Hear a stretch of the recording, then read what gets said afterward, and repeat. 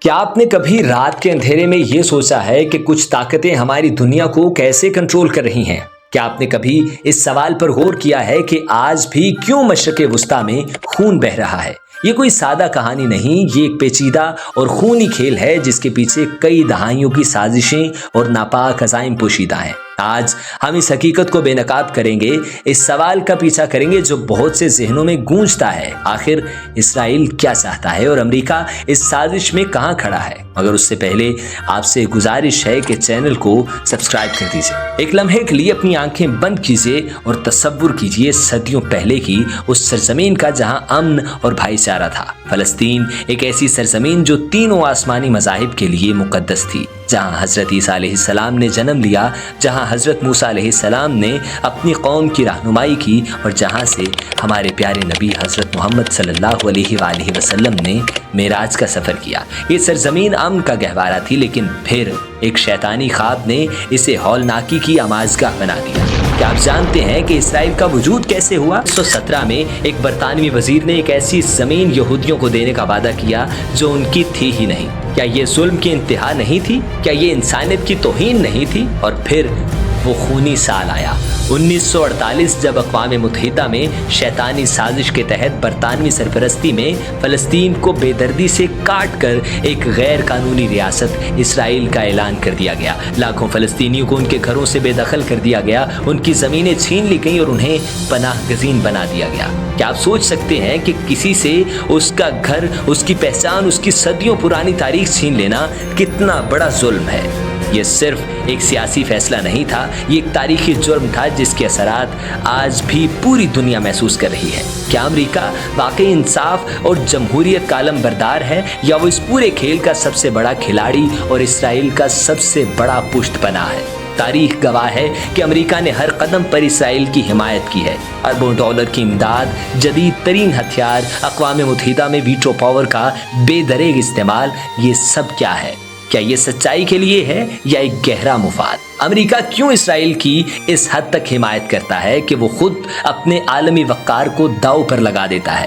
کیا واشنگٹن میں ایسی خفیہ لابی ہے جو امریکی پالیسیوں پر حاوی ہو چکی ہے؟ کیا امریکہ کی سیاستدان واقعی اتنے بے بس ہیں کہ وہ صہیونی دباؤ کے سامنے سر جھکا دیتے ہیں؟ یا اس سے بھی خوفناک حقیقت یہ ہے کہ وہ خود اس سازش میں برابر کے شریک ہے؟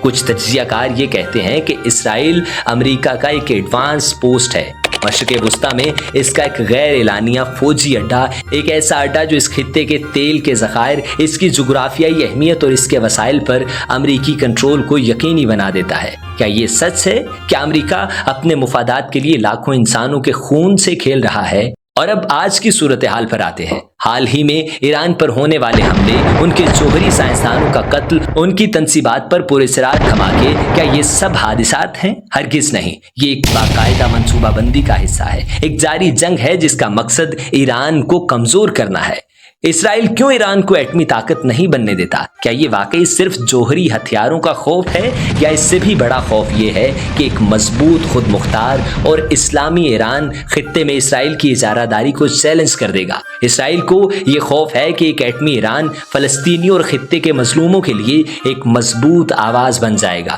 جو ان کی نسل پرستی اور توسیع پسندانہ عزائم کے خلاف کھڑا ہوگا۔ کیا آپ نے کبھی سوچا ہے کہ ایران کے جوہری پروگرام پر اتنا واویلا کیوں ہے، جبکہ اسرائیل خود ایک ایٹمی طاقت ہے اور اس نے کبھی اس کا اعتراف نہیں کیا؟ یہ دوہرے معیار، یہ منافقت کس چیز کی نشاندہی کرتی ہے؟ یہ اس بات کا ثبوت ہے کہ مسئلہ ایٹمی ہتھیار نہیں، مسئلہ طاقت کا توازن ہے۔ اسرائیل نہیں چاہتا کہ کوئی بھی مسلم ملک اس خطے میں اس کے ہم پلہ ہو سکے۔ کیا وہ یہ سمجھتے ہیں کہ ایران کی سرزمین پہ یہ حملے اسے توڑ دیں گے؟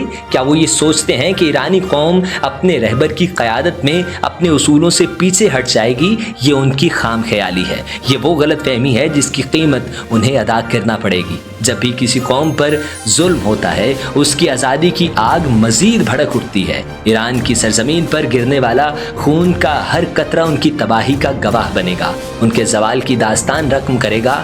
وہ ہولناک خواب گریٹر اسرائیل کا جنون ہے۔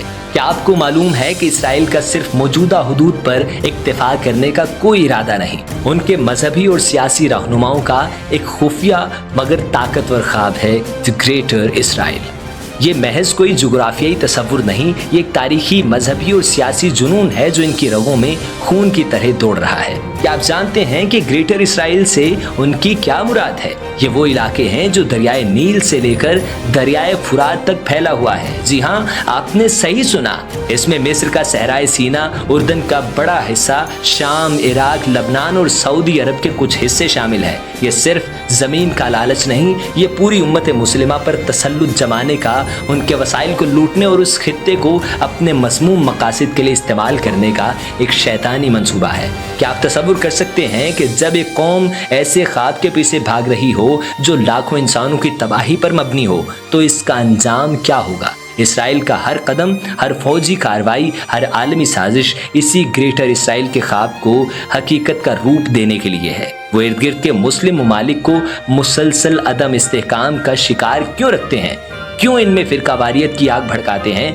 क्यों इनके हुक्मरानों को अपना गुलाम बनाते हैं सिर्फ इसलिए कि वो अपने नापाक मंसूबे के रास्ते से तमाम रुकावटों को हटा सकें? क्या आपने कभी सोचा है कि मशरिक़ वुस्ता में इतनी सारी प्रॉक्सी जंगें क्यों चल रही हैं? लबनान में हिजबुल्लाह, शाम में असद हुकूमत, इराक में शिया मलेशियाज, यमन में हौसा, ये सब क्या है? ये सिर्फ मकामी तनाज़ात नहीं, ये इसराइल और अमेरिका की तरफ से एक मुनज़्ज़म साजिश है जिसके ज़रिए वो मुस्लिम दुनिया को कमज़ोर कर रहे हैं। वो कभी बराह रास्त जंग में नहीं कूदते बल्कि मुसलमानों को मुसलमानों से लड़ाते हैं। ये एक ऐसा जहर है जो हमारे भाईचारे को ख़त्म कर रहा है। और आलमी मीडिया, क्या वो आपको सच दिखाता है? हॉलीवुड की फिल्मों से लेके आलमी खबर रिसाई इदारों तक हर जगह इसराइल को मजलूम और मुसलमानों को दहशतगर्द नहीं दिखाया जाता।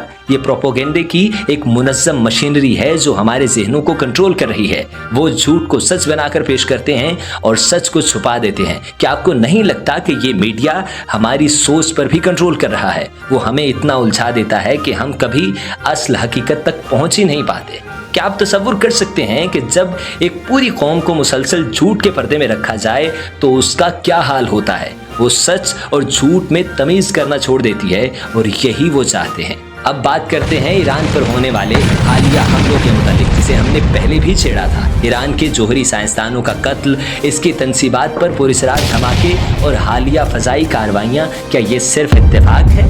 नहीं, ये एक बहुत बड़ी साजिश का हिस्सा है। इसराइल ईरान को एटमी ताकत क्यों नहीं बनने देता? क्या ये वाकई सिर्फ एटमी हथियारों का खौफ है या इससे भी बड़ा खौफ ये है कि एक मजबूत, खुद मुख्तार और इस्लामी ईरान खित्ते में इसराइल की इजारादारी को चैलेंज कर देगा? इसराइल को ये खौफ है कि एक एटमी ईरान फ़लस्तीनियों और खित्ते के मजलूमों के लिए एक मजबूत आवाज़ बन जाएगा जो इनकी नस्ल परस्ती और तोसी पसंदाना अज़ाइम के खिलाफ खड़ा होगा। ये उनके ग्रेटर इसराइल के ख्वाब के रास्ते में सबसे बड़ी रुकावट है। क्या आपको नहीं लगता कि जब अमेरिका और इसराइल मुसलसल ईरान पर दबाव डाल रहे हैं, इस पर पाबंदियां लगा रहे हैं और इसे धमकियां दे रहे हैं, तो इसका असल मकसद क्या है? ये सिर्फ जोहरी प्रोग्राम को रोकना नहीं, ये ईरान के इस्लामी इनकलाब को दबाना है।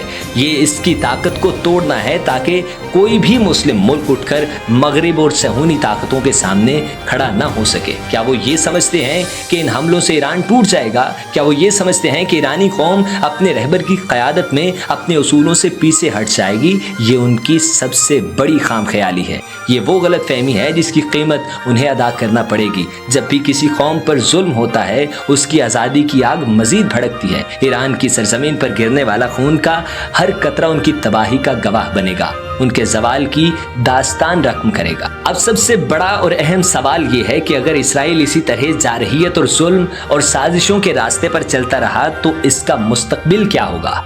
क्या ये हमेशा के लिए कायम रहेगा? तारीख गवाह है कि हर जुल्म का एक अंजाम होता है। हर वो ताकत जो इंसानियत पर जुल्म करती है बिलाखिर जवाल पजीर होती है। इसराइल ने अपनी बुनियाद जुल्म पर रखी, इसकी बुनियाद लाखों फ़लस्तीनियों के खून पर है। क्या आपको लगता है कि एक ऐसी रियासत जो मुसलसल अपने हमसायों के खिलाफ साजिशें करती रहे, जो मुसलसल बेगुनाहों का खून बहाती रहे, वो ज़्यादा देर तक कायम रह सकती है?